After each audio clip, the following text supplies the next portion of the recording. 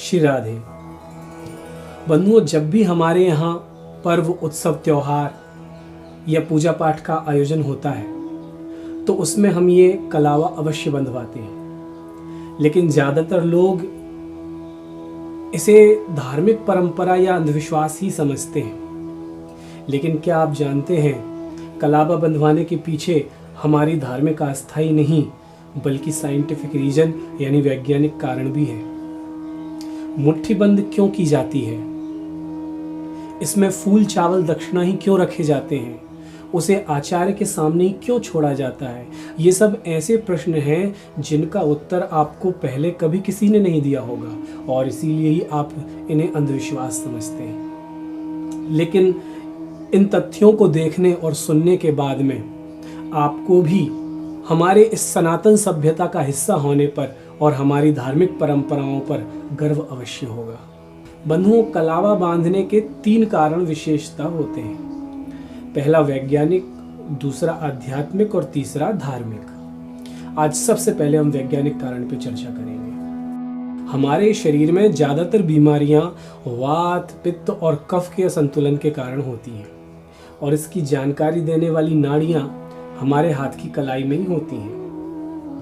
इसीलिए आयुर्वेद में चिकित्सक हाथ की नाड़ी देखकर ही रोग के बारे में बता देते हैं। अगर कुशल चिकित्सक हों तो हमारे शरीर के किस अंग में क्या रोग या क्या समस्या है ये भी पता लगाया जा सकता है, क्योंकि हमारे शरीर के प्रमुख अंगों तक जाने वाली ज्यादातर नसें हमारे हाथ की कलाई से होकर ही गुजरती हैं। बंधुओं, बिल्कुल इसी जगह कलावा बांधने से एक्यूप्रेशर की तरह दबाव पैदा होता है, जिससे इन नसों की क्रिया नियंत्रित रहती है और वात, पित्त, कफ संतुलित रखने में हमें सहायता मिलती है। आयुर्वेद में चिकित्सक नाड़ी देखने के लिए पुरुषों के दाएं यानी कि राइट और महिलाओं के बाएं यानी कि लेफ्ट हाथ की कलाई का प्रयोग करते हैं और इसीलिए हमारी सनातन सभ्यता में प्राचीन काल से ही पुरुषों के दाएं और महिलाओं के बाएं हाथ में ही कलावा बांधा जाता है। लेकिन बंधुओं, हम में से 99% लोग कलावा बांधने का सही तरीका, सही विधि नहीं जानते और जिसकी वजह से उसका पूरा लाभ हमें नहीं मिल पाता। इसीलिए इस वीडियो के अंत में हम जानेंगे कि कलावा बंधवाते समय कौन कौन सी सावधानियां हमें रखनी चाहिए। लेकिन उससे पहले हम इस बात पर चर्चा करेंगे कि आध्यात्मिक दृष्टिकोण से कलावा बांधने का क्या महत्व है। बंधुओं, आपने देखा होगा कलावा बांधते समय कई मंत्रों का प्रयोग होता है और उनमें से एक मंत्र है व्रतेन दीक्षामाप्नोति दीक्षयाप्नोति दक्षिणाम दक्षिणा श्रद्धा माप्नोति श्रद्धया सत्यमाप्यते। शुक्ल यजुर्वेद के इस छोटे से मंत्र से हमें कलावा बांधने का सही उद्देश्य समझ में आता है। इस मंत्र में सफलता प्राप्ति के 4 सूत्र बताए गए हैं, जिनमें पहला है व्रतेनो यानी व्रत के द्वारा। बंधुओं, साधारण रूप से व्रत का अर्थ हम इतना ही समझते हैं कि अगर किसी पर्व के दिन हम कुछ ना खाएं तो वो व्रत हो गया। लेकिन आध्यात्म में व्रत का वास्तविक अर्थ है संकल्प लेना, किसी लक्ष्य को निर्धारित करना। जैसे भीष्म पितामह ने व्रत लिया कि मैं ब्रह्मचारी रहकर के हस्तिनापुर के सिंहासन की रक्षा करूंगा और ये व्रत उन्होंने आजीवन निभाया। वैदिक चिंतन के अनुसार जीवन के किसी भी क्षेत्र में सफल होने के लिए हमें लक्ष्य निर्धारित करना बहुत आवश्यक है। इसीलिए कलावा बांधते समय कहा जाता है व्रतेन, यानी कि हम एक संकल्प ले रहे हैं, एक गोल सेट कर रहे हैं और उसकी स्मृति के रूप में, याद के रूप में ये कलावा बांध रहे हैं। तो प्रश्न उठता है कि अगर संकल्प ही लेना है तो ऐसे भी लिया जा सकता है, उसके लिए ये कलावा बांधने की क्या जरूरत है? तो आपने देखा होगा बहुत से स्टूडेंट्स सेल्फ मोटिवेशन के लिए, प्रेरित होने के लिए महापुरुषों के चित्र और उनके प्रेरणा वाक्यों को दीवार पे लगा लेते हैं। बहुत से लोग कार्यों को याद रखने के लिए डायरी या मोबाइल रिमाइंडर का प्रयोग करते हैं, लेकिन डायरी तब याद दिलाएगी जब उसे खोलेंगे। दीवार पे लगे प्रेरणा वाक्य तब मोटिवेट करेंगे जब आप कमरे में रहोगे, लेकिन कलावा एक ऐसा जीवंत रिमाइंडर है, ऐसी स्मृति का प्रतीक है कि अगर हमने किसी संकल्प, किसी लक्ष्य, किसी गोल के लिए उसे बांध लिया तो हर पल हर जगह वो हमें याद दिलाता है कि हम यहाँ इस लक्ष्य के लिए हैं। बंधुओं, संकल्प तो बहुत से लोग ले लेते हैं लेकिन सभी सफल नहीं हो पाते। क्यों? क्योंकि लक्ष्य निर्धारित करने के बाद क्या करना है ये सभी को पता नहीं होता। इसीलिए इस मंत्र में दूसरा सूत्र दिया है दीक्षा। अपने अंदर की प्रतिभा का विकास करने के लिए प्रशिक्षण लेना, ट्रेनिंग लेना ही दीक्षा है। यानी आपने लक्ष्य निर्धारित किया और दीक्षा नहीं ली, यानी उसे पाने के लिए लगातार प्रैक्टिस नहीं की, तो वो व्रत बेकार है। तीसरा सूत्र है दक्षिणा। बंधुओं, चाहे आप स्टूडेंट हों, बिजनेसमैन हों, इंडस्ट्रियलिस्ट हों, जॉब करते हों, किसी भी क्षेत्र में क्यों ना हो, अपने लक्ष्य तक पहुंचने के लिए अगर आप रोज दक्षिणा देने को तैयार नहीं हैं तो कभी सफल नहीं हो सकते। सफलता के लिए दक्षिणा देनी ही होगी। दक्षिणा का अर्थ क्या है? दक्षिणा का अर्थ है त्याग। क्या दक्षिणा देनी होगी? आलस्य के त्याग की, नींद की, सुख की, परिश्रम की, सफलता के रास्ते में रुकावट बनने वाली हमारी हर कमी, हर बुराई की।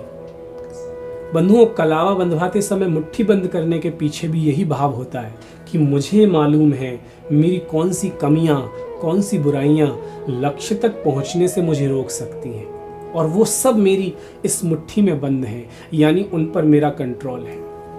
और अगर उन बुराइयों को मुझे सिंबॉलिकली कहीं ट्रांसफर करना है, सांकेतिक रूप से अगर त्यागना है, तो पुष्प और चावल से बेहतर कोई वस्तु नहीं जो मेरी उस भावना को व्यक्त कर सके। और दक्षिणा रखने के पीछे भाव है कि हो सकता है लक्ष्य तक पहुंचने में कभी अपनी प्रिय वस्तु भी त्यागनी पड़े, छोड़नी पड़े। और धन बड़े परिश्रम से प्राप्त होता है, वो हमें बड़ा प्रिय होता है, तो दक्षिणा रखकर हम ये भावना व्यक्त करते हैं कि अगर इस लक्ष्य के बीच में हमें अपनी कोई प्रिय वस्तु भी त्यागनी पड़े तो हम पीछे नहीं हटेंगे। मुट्ठी को उल्टा भी इसीलिए रखा जाता है ताकि हम अपनी मुट्ठी में बंद बुराइयों को सांकेतिक रूप से कहीं छोड़ सकें। उसके बाद उन वस्तुओं को आचार्य के सामने छोड़ दिया जाता है। क्यों? क्योंकि शास्त्र कहता है अगर हमें अपने अंदर की कमियां बतानी हैं तो अपने से श्रेष्ठ को बताओ, अपने गुरु या कोच को बताओ। और आचार्य हमसे श्रेष्ठ पद पे होते हैं, इसीलिए उनके सामने वो वस्तुओं को छोड़ा जाता है। बंधुओं, इस तरह लक्ष्य प्राप्ति के लिए जब आप निरंतर अपनी कमियों का, बुराइयों का बलिदान करते हैं तो लक्ष्य के प्रति हमारे मन में श्रद्धा जन्म ले लेती है। दक्षिणा श्रद्धा मापनोति। श्रद्धा को ही सफलता का चौथा सूत्र बताया है। श्रद्ध माने हृदय, धा माने लगाना। अपने कार्य में हृदय को पूरी एकाग्रता से लगा देना और लक्ष्य से बिना शर्त के प्रेम होना ही श्रद्धा है। क्योंकि जब तक आपको अपने लक्ष्य से, अपने कार्य से प्रेम नहीं होगा तब तक आपके प्रयास में निरंतरता यानी कंटिन्यूटी नहीं आ सकती। और जब अपने कार्य से प्रेम होता है तो वो प्रेम, वो श्रद्धा हमारे भीतर एक ऐसा मैग्नेटिक फील्ड क्रिएट कर देती है कि सफलता स्वयं खिंची चली आती है, फिर हमें सफलता के पीछे नहीं भागना पड़ता। इसीलिए कहा है श्रद्धया सत्यमाप्यते।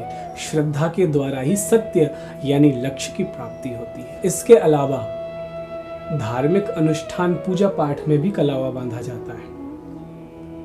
एक से अधिक दिन तक चलने वाले धार्मिक अनुष्ठान में पहले दिन कलावा बांधकर आचार्य यजमान को यही संकल्प दिलाता है कि जब तक ये अनुष्ठान चल रहा है तब तक इसमें बताए गए सभी नियमों का मैं पूर्ण रूप से पालन करूंगा। और अंतिम दिन यजमान के कल्याण के लिए, उसकी रक्षा के लिए उसके हाथ में रक्षा सूत्र के रूप में कलावा बांधा जाता है। बंधुओं, धार्मिक अनुष्ठान के अलावा अगर कभी कलावा बांधना हो, बदलना हो तो केवल मंगलवार या शनिवार के दिन ही बदलें। पुराना कलावा जब भी निकालें उसे जल में प्रवाहित करें या थोड़ी मिट्टी के नीचे दबा दें। आप अपने घर के गमले में भी दबा सकते हैं। लेकिन उसे कभी भी यहाँ वहाँ न फेंकें। बहुत अधिक कसा हुआ या बहुत अधिक ढीला कलावा कभी न बांधें। कलावा बांधकर किए गए संकल्प का उल्लंघन भी कभी न करें। और पुराना कलावा ज़्यादा से ज़्यादा 3 महीने में हमें बदल लेना चाहिए। कलावा हमेशा मंत्र के साथ ही बंधवाना चाहिए। और जब भी आप कलावा बंधवाएं तो ये संकल्प जरूर लें कि हम फूल चावल दक्षिणा के साथ अपने अंदर की बुराइयों को भी छोड़ेंगे और लक्ष्य की सफलता की प्राप्ति करेंगे।